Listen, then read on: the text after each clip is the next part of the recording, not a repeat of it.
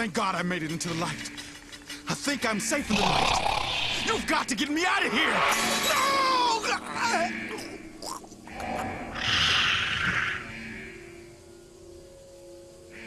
Just when you thought I wasn't gonna do it, I review another fucking horror game.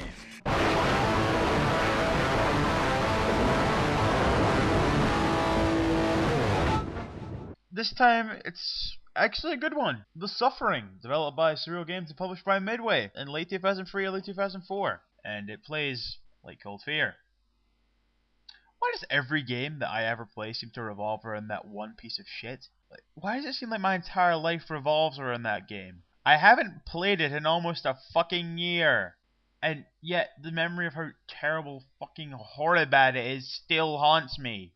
God. That being said, The Suffering. In it, you play as Torque, a man sentenced to jail after killing his ex-wife and 2 children. The jail in particular is Abbott Prison on Carney Island, which is said to bring out the worst in people. And, well, they got that right. Less than 5 minutes of being in his fucking cell, there's a fucking earthquake, the lights go out, and when they come back on, people have been stabbed and fucking nailed to the wall with giant-ass swords.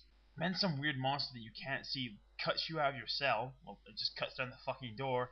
And then you see a CO, which is good until he gets stabbed in the fucking brain! So yeah, shit has officially hit the fan, got real, whatever you want to say.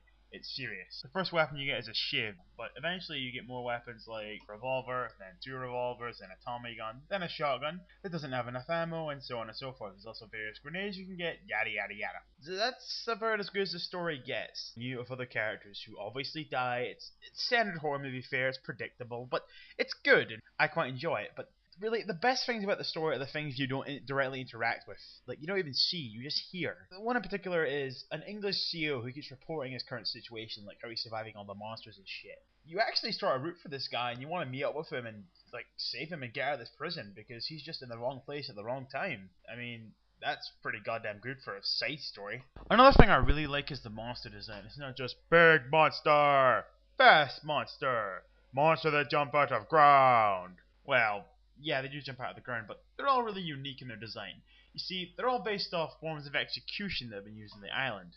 Grim? Yes, but it makes for an interesting concept. You have the Slayers, whose heads are held on barely by gigantic nails. They don't even have arms or legs, they just have massive, sharp as steel swords where their arms and legs should be. You've got Marksmen, who have these weird bio-turrets on their back that shoot the shit out of people, but can actually be killed really easily, which is kind of funny in my opinion. And the mainliners, who have hypodermic needles filled with lethal injections in their eyes. Yeah, that's pretty fucked up. But hey, I think it's cool, so whatever. As far as the gameplay goes, well, you have eyes, don't you? It's a third and first person shooter, and just unlike in Cold Fear, the first person element isn't necessary, but in a good way. It's not like it's fucking tacked in, shoehorned on. No. It's there and it works. You can use it to pick off heads or limbs of enemies if you want to. It's completely optional. All it does is take up a button that wouldn't be used for anything else, so it's fine the way it is. Unlike Cold Fear. And it doesn't break the fucking game engine like Cold Fear. And it was made before Cold Fear, so just Cold Fear fucking sucks! I fucking hate Cold Fear. And I don't care what anyone says. It's fucking awful! There are better horror games on the fucking system. It sucks! Balls! Anyway, I personally can't find that many problems with The Suffering. It's good, it's fun, it's enjoyable, and you should play it. It's fucking cheap too. You can find both the original and the sequel on the PS2 and Xbox or PC for, hell, under £5. I mean, go to the Pirate Bay, they've always got 100% off sale. Unsold bastardisms aside, I legitimately like The Suffering. It's a good game, check it out.